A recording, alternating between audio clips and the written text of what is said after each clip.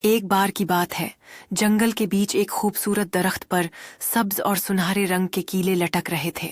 کیلے اپنے آپ پر بہت ناز کرتے تھے اور ہمیشہ اپنے درخت سے کہتے، ہم سب سے مزیدار پھل ہیں، لیکن لوگ ہمیں نہیں جانتے۔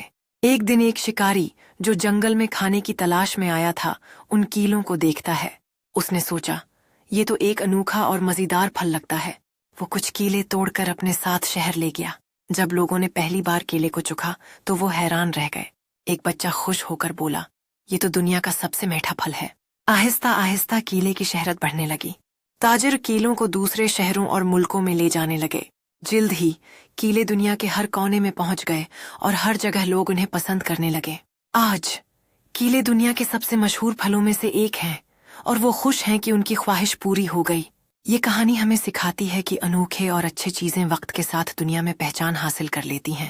کیلے کے سفر کی یہ کہانی ہمیں یہ باور کراتی ہے کہ خود اعتمادی اور عزم کے ساتھ کوئی بھی چیز دنیا میں اپنی جگہ بنا سکتی ہے۔